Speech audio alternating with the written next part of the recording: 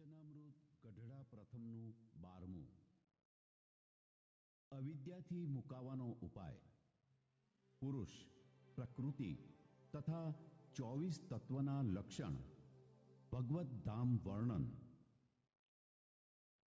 સંવત 1876ના માગસર સુધી પૂનમને દિવસ શ્રીજી મહારાજ શ્રી ગઢડા મધ્યે દાદા ખાચરના દરબારમાં વિરાજમાન હતા અને સર્વે શ્વેત વસ્ત્ર ધારણ કર્યા હતા ને પોતાના મુખારવિંદની આગળ સાધુ તથા દેશ દેશના હરિભક્તની સભા ભરાઈને બેઠી હતી. પછી શ્રીજી મહારાજ બોલ્યા છે, જગતના કારણ એવા જે પુરુષ, પ્રકૃતિ ને કાળ ને મહત્તત્વાદિક 24 તત્વ એમના સ્વરૂપને જ્યારે એ જીવ જાણે છે ત્યારે પોતાને વિશે રહી જે અવિદ્યા ને તેના કાર્ય એવા જે 24 તત્વ તેના બંધન થકી મુકાય છે. ત્યારે મુક્તાનંદ સ્વામીએ પૂછ્યું છે, હે મહારાજ, એમનું સ્વરૂપ કેમ જાણ્યામાં આવે? ત્યારે શ્રીજી મહારાજ બોલ્યા છે, એમના સ્વરૂપ તો એમના લક્ષણને જાણવે કરીને જણાય છે. તે લક્ષણ કહીએ છીએ જે પ્રકૃતિના નિયંતા ને પ્રકૃતિ થકી વિજાતિ ને અખંડ ને અનાદિ ને અનંત ને સત્ય ને સ્વયં જ્યોતિ ને સર્વજ્ઞ ને દિવ્ય વિગ્રહ ને સમગ્ર આકાર માત્રની પ્રવૃત્તિના કારણ ને ક્ષેત્રજ્ઞ એવા પુરુષ છે. અને જે પ્રકૃતિ છે તે ત્રિગુણાત્મક છે ને જડ ચિદાત્મક છે ને નિત્ય છે ને નિર્વિશેષ છે ને મહદાદિક સમગ્ર તત્વ ને જીવ માત્ર તેનું ક્ષેત્ર છે ને ભગવાનની શક્તિ છે અને ગુણ સામ્ય ને નિર્વિશેષ એવી જે માયા તેનો જે ક્ષોભ કરે છે તેને કાળ કહીએ. અને હવે મહત્તત્વાદિક જે તત્વ તેના લક્ષણ કહીએ તે સાંભળો. જે ચિત્તને ને મહત્તત્વને અભેદપણે જાણવું અને જે મહત્તત્વને વિશે સૂક્ષ્મ રૂપે કરીને સમગ્ર જગત રહ્યું છે ને પોતે નિર્વિકાર છે ને પ્રકાશમાન છે ને સ્વચ્છ છે ને શુદ્ધ સત્વમય છે ને શાંત છે. અને હવે અહંકારનું લક્ષણ કહીએ છીએ જે અહંકાર જે તે ત્રિગુણાત્મક છે અને ભૂત, માત્રા ને ઇન્દ્રિયો, અંતઃકરણ, દેવતા ને પ્રાણ એ સર્વેની ઉત્પત્તિનું કારણ છે ને એને વિશે શાંતપણું છે ને ઘોરપણું છે ને વિમૂઢપણું છે. અને હવે મનનું લક્ષણ કહીએ છીએ જે મન જે તે શ્રી આદિક પદાર્થની જે સમગ્ર કામના તેની ઉત્પત્તિનું ક્ષેત્ર છે ને સંકલ્પ વિકલ્પ રૂપ છે અને સમગ્ર ઇન્દ્રિયોનું નિયંતા છે. હવે બુદ્ધિનું લક્ષણ કહીએ છીએ જે બુદ્ધિને વિશે પદાર્થ માત્રનું જ્ઞાન રહ્યું છે અને સમગ્ર ઇન્દ્રિયોને વિશે જે વિશેષ જ્ઞાન છે તે બુદ્ધિવતે છે. અને જે બુદ્ધિને વિશે સંશય, નિશ્ચય, નિદ્રા ને સ્મૃતિ એ રહ્યા છે. અને શ્રોત્ર, ત્વક, ચક્ષુ, રસના, ઘ્રાણ, વાક, પાણી, પાદ, પાયુ ને ઉપસ્થ એ જે 10 ઇન્દ્રિયો તેમનું લક્ષણ તો એ છે જે પોતપોતાના વિષયમાં પ્રવર્તવું. હવે પંચ માત્રાના લક્ષણ કહીએ છીએ. તેમાં શબ્દનું લક્ષણ તો એ છે જે શબ્દ જે તે અર્થ માત્રનો આશ્રય છે ને વ્યવહાર માત્રનું કારણ છે અને બોલનારાની જે જાતિ ને સ્વરૂપ તેનો જણાવનારો છે. ને આકાશને વિશે રહેવાપણું છે, ને આકાશની માત્રા છે, અને શ્રોત્ર ઇન્દ્રિય કરીને ગ્રહણ કર્યામાં આવે છે, એ શબ્દનું લક્ષણ છે.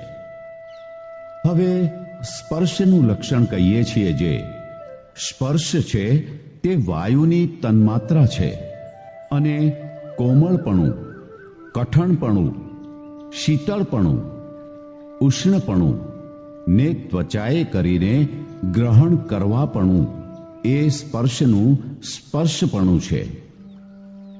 હવે રૂપનું લક્ષણ કહીએ છીએ. જે પદાર્થ માત્રના આકારને જણાવી દેવાપણું, ને તે પદાર્થને વિશે ગૌણપણે રહેવાપણું, અને તે પદાર્થની રચનાએ કરીને પરિણામપણું, અને તે જ તત્વનું તન્માત્રાપણું, ને ચક્ષુ ઇન્દ્રિય કરીને ગ્રહણ કરવાપણું એ રૂપનું રૂપપણું છે.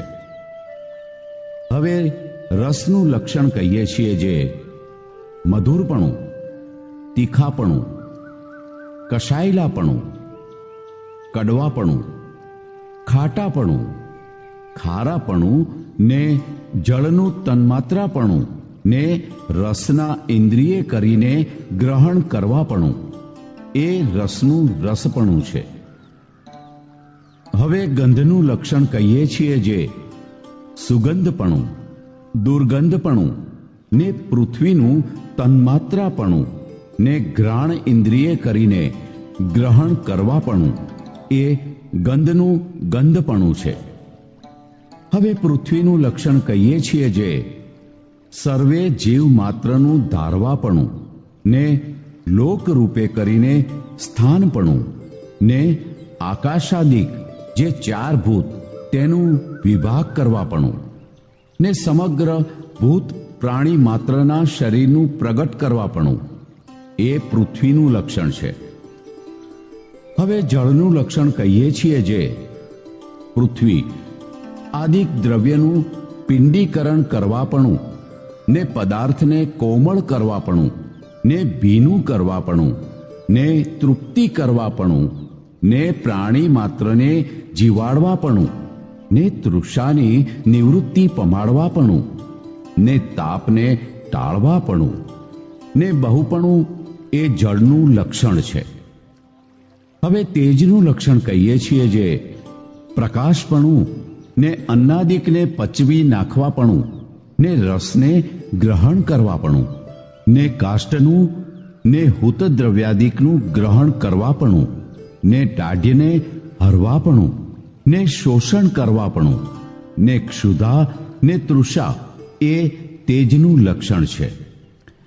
હવે વાયુનું લક્ષણ કહીએ છીએ. જે વૃક્ષાદિકને કંપાવવાપણું ને તૃણાદિકને ભેળા કરવાપણું ને શબ્દ, સ્પર્શ, રૂપ, રસ ને ગંધ એ જે પંચ વિષય તેને શ્રોત્રાદિક પંચ ઇન્દ્રિયો પ્રત્યે પમાડવાપણું ને સર્વે ઇન્દ્રિયોનું આત્માપણું એ વાયુનું લક્ષણ છે.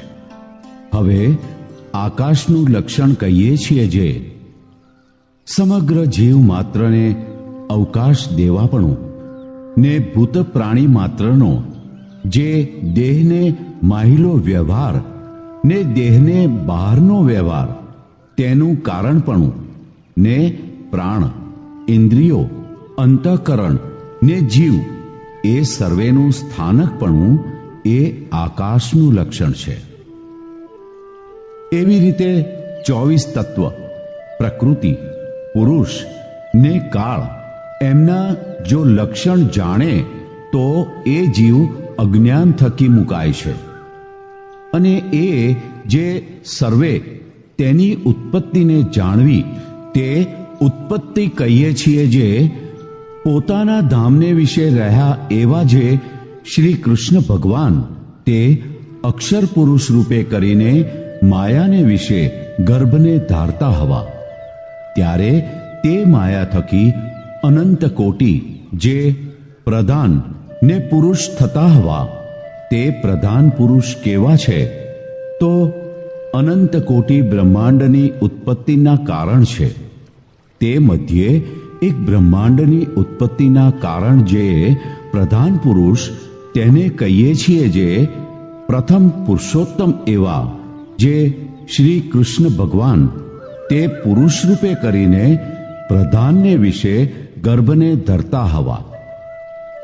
પછી તે પ્રધાન થકી મહતત્વ ઉત્પન્ન થતું હોવું ને મહતત્વ થકી 3 પ્રકારનો અહંકાર ઉત્પન્ન થતો હોવો.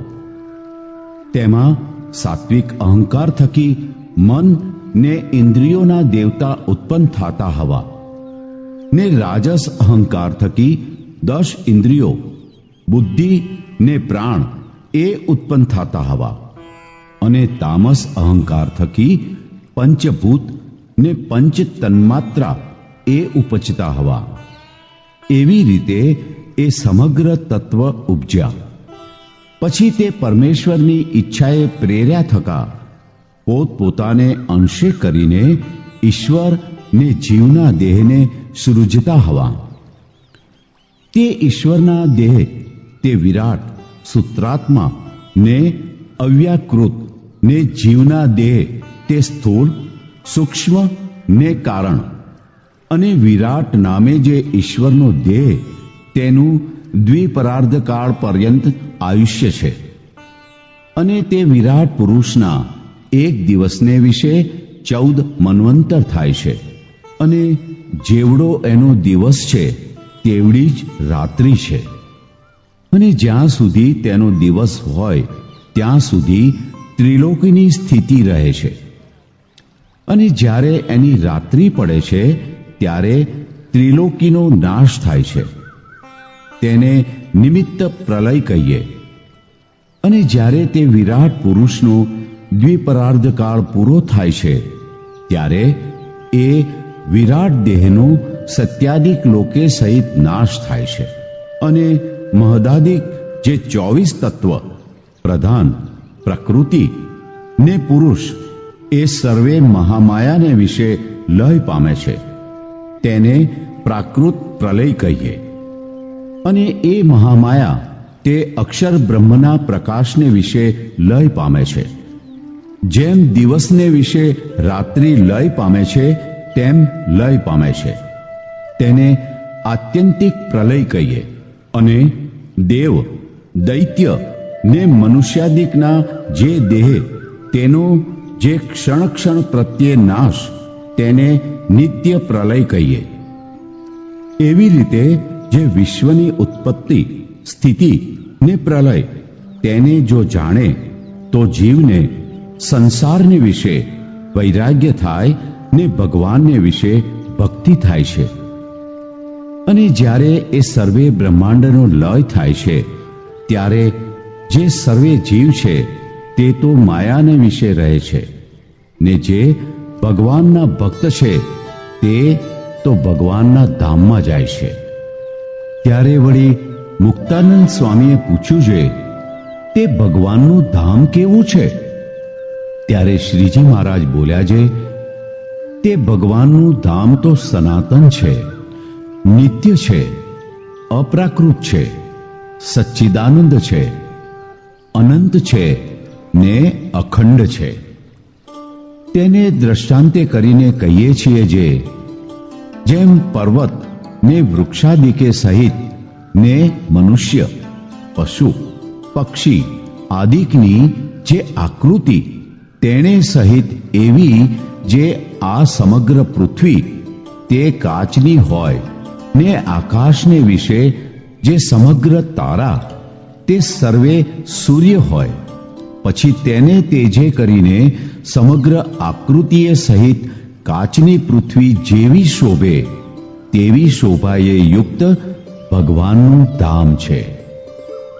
એવું જે ભગવાનનું ધામ તેને ભગવાનના ભક્ત છે તે સમાધિને વિશે દેખે છે ને દેહ મૂક્યા પછી એ તેજોમય જે ભગવાનનું ધામ તેને પામે છે. ઇતિ વચનામૃત ગઢડા પ્રથમનું 12મું.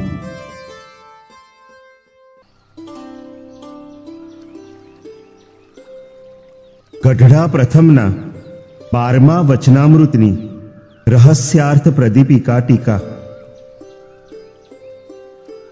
આમાં પ્રશ્ન 3 છે. તેમાં પહેલું કૃપા વાક્ય છે, જેમાં પહેલી બાબતમાં શ્રીજી મહારાજે જગતના કારણ જે પુરુષ પ્રકૃતિ આદિક તેમના સ્વરૂપને જાણે ત્યારે અવિદ્યા થકી મુકાય છે એમ કહ્યું છે. બીજી બાબતમાં પુરુષ પ્રકૃતિ આદિક સર્વના લક્ષણ તથા ઉત્પત્તિ કહી છે. ત્રીજી બાબતમાં પોતાના તેજરૂપ અક્ષરધામનું રૂપ કર્યું છે. પ્રશ્ન 1. બીજા પ્રશ્નમાં જગતના કારણને જાણવે કરીને અવિદ્યાથી મુકાય એમ કહ્યું, ત્યારે બીજા સાધન કરવાનું શું પ્રયોજન હશે? ઉત્તર 1. એમના સ્વરૂપને જાણવે કરીને અજ્ઞાનથી મુકાય એટલે સત્યાસત્યનો વિવેક થાય ને અસત્યમાં વૈરાગ્ય થાય ને સત્ય વસ્તુ જે આત્મા ને પરમાત્મા તેનું જ્ઞાન થાય. પછી ભગવાનને સર્વેથી પર ને સર્વે સુખમય મૂર્તિ જાણીને તેમની ભક્તિ કરે ને આજ્ઞા યથાર્થ પાળે ત્યારે બંધનથી મુકાય ને આત્યંતિક મોક્ષ જે ભગવાનનું અક્ષરધામ તેને પામે. પ્રશ્ન 2.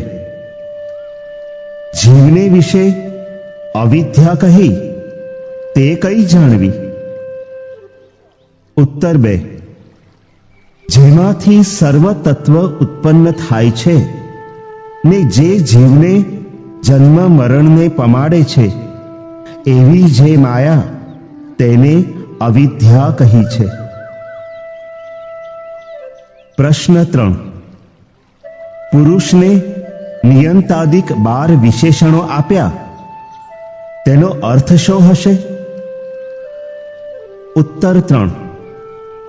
પ્રકૃતિ જે માયા તેને નિયમમાં રાખે છે માટે નિયંતા કહ્યા છે, અને માયામાં દેહદેહી ભાવ છે, અને પુરુષ ચૈતન્ય મૂર્તિ છે માટે વિજાતિ કહ્યા છે, અને ખંડાયમાન ન થાય માટે અખંડ કહ્યા છે, અને પોતાના કાર્ય જે અનંત કોટી પ્રધાન પુરુષ રૂપી બ્રહ્માંડ તેના આદિ કરતા છે માટે તે બ્રહ્માંડથી અનાદિ કહ્યા છે.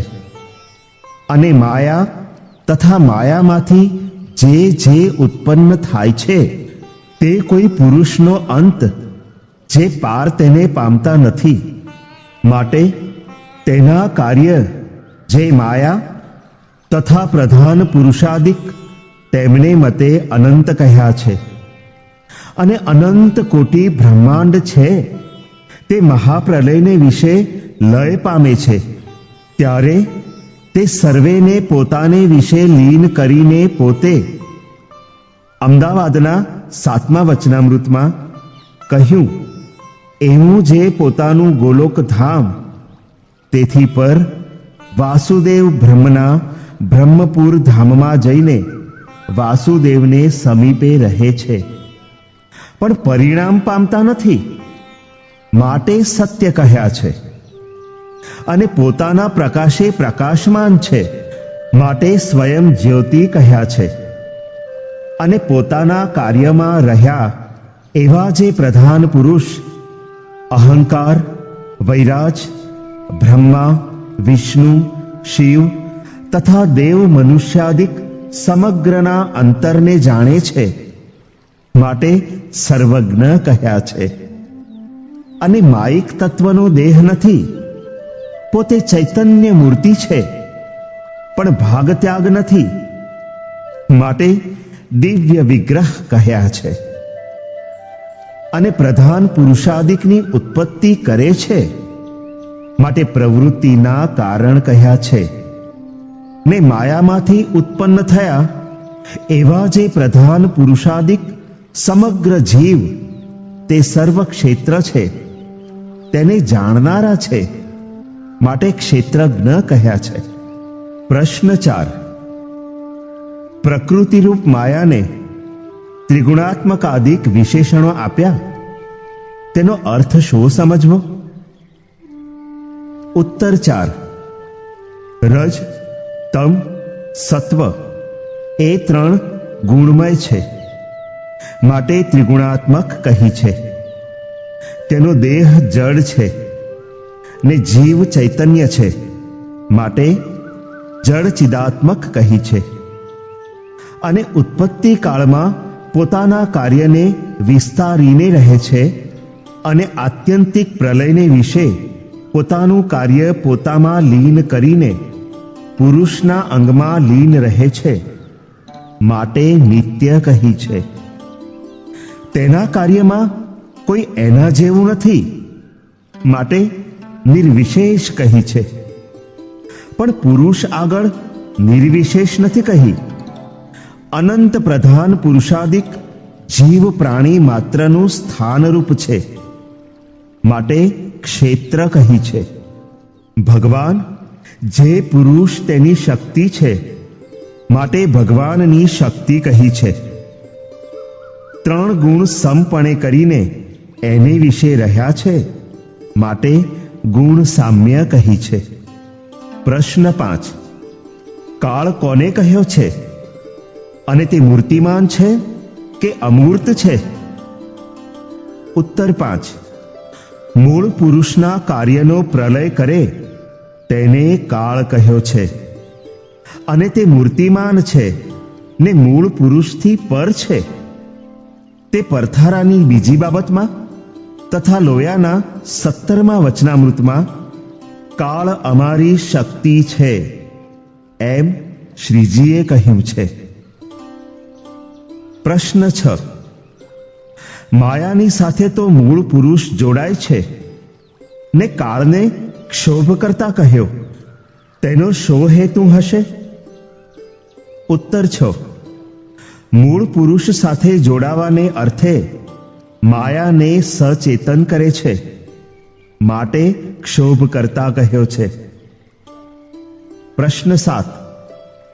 ચિત્તને ને મહત્તત્વને અભેદપણું કહ્યું તથા મહત્તત્વમાં જગત રહ્યું છે તથા નિર્વિકાર, પ્રકાશવાન, સ્વચ્છ, શુદ્ધ, સત્વમય અને શાંત કહ્યું, તે કેવી રીતે સમજવું? ઉત્તર 7. કાર્યાણીના 4થા વચનામૃતમાં મહત્તત્વમાં સ્વચ્છપણું ને નિર્મળપણું છે, તેમજ ચિત્તમાં પણ છે, માટે એ ગુણના સાદ્રશ્યપણાથી અભેદપણું કહ્યું છે.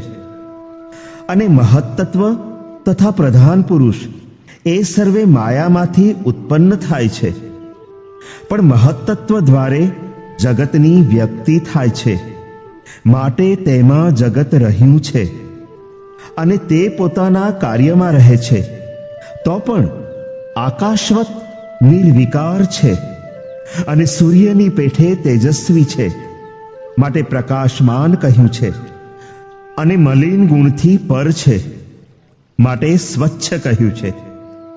અને રજ તમ રહિત કેવળ સત્વગુણ પ્રધાન વર્તે છે, માટે શુદ્ધ સત્વમય કહ્યું છે. અને શાંત સ્વભાવે વર્તે છે, માટે શાંત કહ્યું છે. પ્રશ્ન 8. અહંકારને વિશે ઘોરપણું ને વિમૂઢપણું ને શાંતપણું કહ્યું, તે ઘોર ને વિમૂઢપણામાં શાંતપણું કેવી રીતે સમજવું? ઉત્તર 8. રાજસ, તામસ ને સાત્વિક એ 3 પ્રકારનો અહંકાર છે. તેમાં શાંતપણું તે સત્વ ગુણનું છે, અને ઘોરપણું તે તમોગુણનું છે, અને વિમૂઢપણું એટલે ચપળપણું તે રજોગુણનું છે, માટે શાંતપણું તે સત્વગુણનું કહ્યું છે. પ્રશ્ન 9. રાજસ, તામસ ને સાત્વિક અહંકાર તે કોને જાણવા? ઉત્તર 9. રાજસ તે અનિરુદ્ધ, તામસ તે સંકર્ષણ અને સાત્વિક તે પ્રદ્યુમ્ન જાણવા. આ ત્રણેયની ઉપાસના વૈરાજ કરે છે. તે મધ્યના 31મા વચનામૃતમાં કહ્યું છે. પ્રશ્ન 10. તત્વ કહ્યા તે મૂર્તિમાન છે કે અમૂર્ત છે? ઉત્તર 10. તત્વ મૂર્તિમાન છે તે પ્રથમના 46મા વચનામૃતમાં તથા પ્રથમના 63મા વચનામૃતમાં કહ્યું છે. પ્રશ્ન 11. દેહનો માહિલો ને બહારનો વ્યવહાર કહ્યો તે કેવી રીતે જાણવો? ઉત્તર 11. દેહમાં પ્રાણને ફરવાપણું તથા અન્ન જળાદિકને અવકાશ દેવાપણું તે માહિલો અને દેહને હરવા ફરવાદિક સર્વે ક્રિયા કરવાપણું તે બહારનો વ્યવહાર જાણવો. પ્રશ્ન 12. ધામને વિશે શ્રી કૃષ્ણ ભગવાન કહ્યા તે કોને જાણવા અને એમનું ધામ કયું જાણવું? ઉત્તર 12. આ ઠેકાણે શ્રી કૃષ્ણ નામે શ્રીજી મહારાજને કહ્યા છે અને પોતાના તેજને ધામ કહ્યું છે. પ્રશ્ન 13. માયાની વિશે અક્ષર પુરુષ રૂપે ગર્ભ ધરતા હવા એમ કહ્યું તે કોને જાણવા? ઉત્તર 13. મૂળ પુરુષને અક્ષર પુરુષ નામે આ ઠેકાણે કહ્યા છે. પ્રશ્ન 14. પરાર્ધ કેટલે વર્ષે કહેવાય? ઉત્તર 14. 8 અબજ ને 64 કરોડ વર્ષે બ્રહ્માનો એક રાત્રિ દિવસ થાય છે. તેને નિમિત્ત પ્રલય કહે છે. એવા 36,000 નિમિત્ત પ્રલય થાય છે ત્યારે વૈરાજના 100 વર્ષ પૂરા થાય છે. તેને દ્વિપરાર્ધ કહે છે અને તેના 50 વર્ષને પરાર્ધ કહે છે. પ્રશ્ન 15. માયા અક્ષર બ્રહ્મના પ્રકાશમાં લય પામે છે એમ કહ્યું તે અક્ષર બ્રહ્મ કિયા જાણવા? ઉત્તર 15. મહામાયા તો મૂળ પુરુષમાં જ લીન થાય છે ને મૂળ પુરુષ પણ વાસુદેવ બ્રહ્મની સમીપે રહે છે. પણ જેમ આકાશમાં સૂર્ય, ચંદ્ર, તારા સર્વે રહ્યા છે તેમ શ્રીજી મહારાજના તેજમાં અક્ષરની તથા બ્રહ્મની તથા મૂળ પુરુષની કોટીઓ રહી છે. તે સર્વેનું આધાર શ્રીજી મહારાજનું તેજ રૂપ અક્ષર બ્રહ્મ છે. માટે અક્ષર બ્રહ્મમાં લીન થાય છે એમ કહ્યું છે. તે કાર્યાણીના 7મા વચનામૃતમાં પુરુષ પ્રકૃતિ અક્ષર બ્રહ્મમાં લીન થાય છે એમ કહ્યું છે. પ્રશ્ન 16. ત્રીજા પ્રશ્નમાં ભગવાનનું ધામ સનાતન, નિત્ય, અપ્રાકૃત, સચ્ચિદાનંદ, અનંત ને અખંડ કહ્યું અને સારંગપુરના 11મા વચનામૃતમાં તથા છેલ્લાના 31મા વચનામૃતમાં અમારું ધામ ગુણાતીત છે એમ શ્રીજી મહારાજે કહ્યું છે. તે એ અક્ષરધામના વિશેષણો છે કે તે નામે સાધુ હોય તેને અક્ષરધામ કહ્યા હશે? ઉત્તર 16. એ સર્વે શ્રીજી મહારાજના તેજરૂપ અક્ષરધામના વિશેષણો છે. પણ સનાતનાનંદ, નિત્યાનંદ, અપ્રાકૃતાનંદ, સચ્ચિદાનંદ, અનંતાનંદ, અખંડાનંદ તથા ગુણાતીતાનંદ એવે નામે સાધુ હોય તેમને અક્ષરધામ ન જાણવા. સનાતન એટલે અનાદિ જાણવું, નિત્ય એટલે નિરંતર જાણવું, અપ્રાકૃત એટલે દિવ્ય જાણવું, સચ્ચિદાનંદ એટલે સત, ચિત્ત ને આનંદમય જાણવું, અનંત એટલે પાર રહિત જાણવું, અખંડ એટલે અવિનાશી જાણવું, ગુણાતીત એટલે ગુણથી પર જાણવું. માટે તે વિશેષણે કરીને સાધુના નામ આવે તેણે કરીને સાધુઓને ધામ ન જાણવા. ધામ તો શ્રીજી મહારાજનો પ્રકાશ છે. પ્રશ્ન 17. આપણા સંપ્રદાયમાં કેટલાક શ્રી ગોપાળાનંદ સ્વામીને તથા ગુણાતીતાનંદ સ્વામીને મૂળ અક્ષર કહે છે. તે કેમ સમજવું? ઉત્તર 17. શ્રી ગોપાળાનંદ સ્વામી, મુક્તાનંદ સ્વામી, બ્રહ્માનંદ સ્વામી, નિત્યાનંદ સ્વામી, બ્રહ્મચારી મુકુંદાનંદજી, કૃપાનંદ સ્વામી, સ્વરૂપાનંદ સ્વામી, વ્યાપકાનંદ સ્વામી, શતાનંદ સ્વામી, ગુણાતીતાનંદ સ્વામી, વાસુદેવાનંદ સ્વામી, મહાનુભાવાનંદ સ્વામી, નિર્ગુણાનંદ સ્વામી આદિ સર્વે અનાદિ મુક્ત છે. પણ જીવને એકદમ મહિમા સમજાય નહીં. તે સારું શ્રીજી મહારાજે ઋષિઓ તથા અવતારોની ઉપમા આપી છે. પછી જેમ જેમ મહિમા સમજતા ગયા તેમ તેમ વધુ વધુ ઉપમા આપી છે. જેમ મુક્તાનંદ સ્વામીને નારદજીની ઉપમા આપી અને વળી અમારી સાથે આવ્યા છે એમ પણ છેલ્લી વારે કહ્યું, અને નિત્યાનંદ સ્વામીને વ્યાસની ઉપમા આપી. પણ ઉપાસના વિશેનો સંવાદ થયો ત્યારે આ સાધુ અમારો મહિમા જાણે છે તેવો કોઈ જાણતા નથી એમ પ્રશંસા કરી.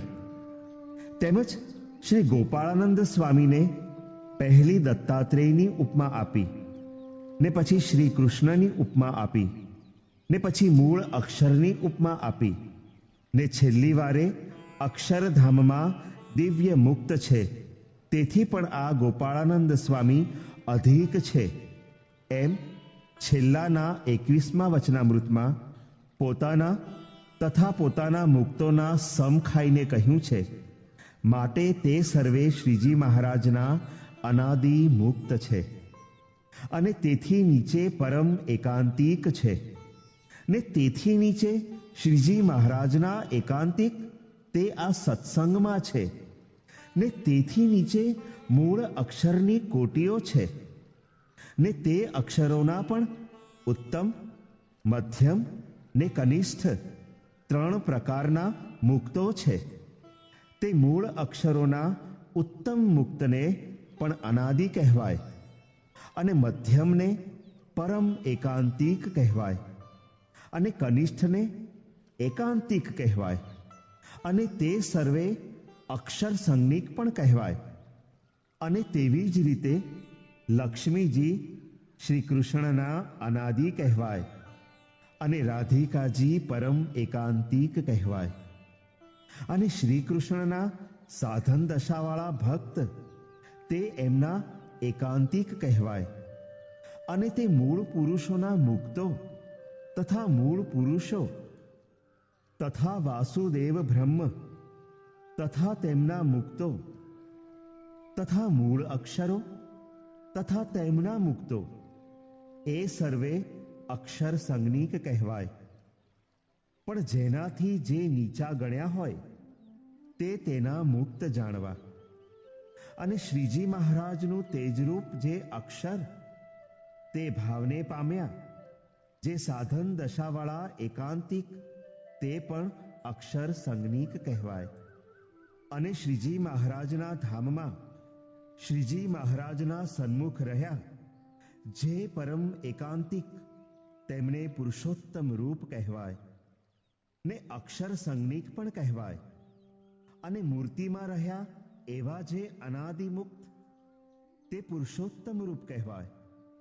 એવા અનાદિ તથા પરમ એકાંતિક મુક્તોને જે અક્ષરાદિકની ઉપમા આપી છે તે ધીમે ધીમે મહિમા સમજાવવા સારું આપી છે. આ અનાદિનો પ્રસંગ પ્રથમના 18મા વચનામૃતમાં છે.